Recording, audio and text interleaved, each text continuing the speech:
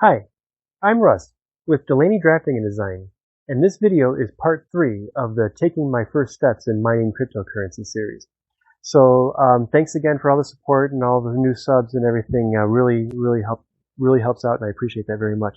So the rig right now is complete. You can see I have there's 3 graphics cards on there, 2 3070 Ti's and then the 3060 Ti.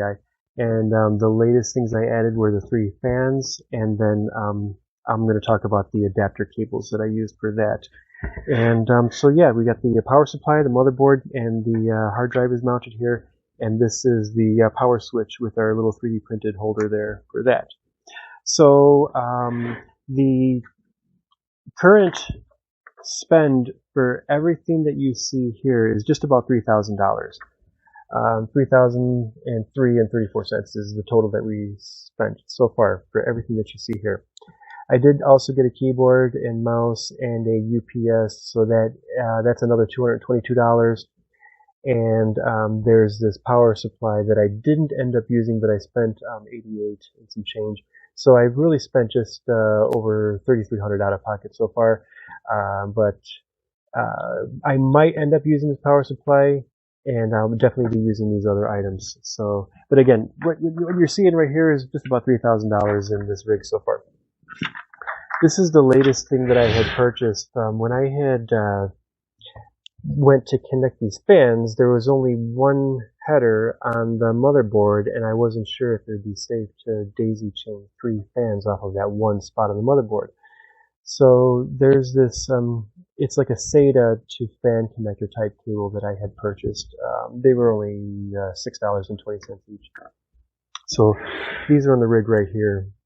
This is the SATA cable here, where it connects into there, and then it connects into the fan right here. And so I've got 3 of those going to each of the fans. This is how I have it all wired right now.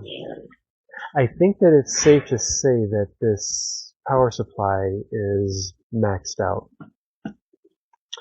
So here's the SATA connectors. There's 5 of them, and they're the 5-pin. So that's what I did, is these red lines here you can see go to the 1, 2, 3 fans using these adapters coming off of these 3 different spots on the power supply. So this yellow one here is just the SATA power going to the hard drive. And then lastly, there is a 5-pin Molex type power connector on the motherboard. There's actually 3 of them, but I'm only using 1 bank, so that's where that power is going right there. Now, the power supply says that it can drive 6 graphics cards, but again, I think it's maxed out right now. The 6 PCIe 8-pin outputs are going to, you can see on the light blue ones, I have them going to the risers. There's 1, 2, 3 risers for the graphics cards. And it's on the other end, it's a 6+2, and I'm not using the 2, I'm just using the 6 going to each riser. And I'm doing that because from the feedback I've gotten, everybody says don't use these SATA to 6-pin connectors for your risers.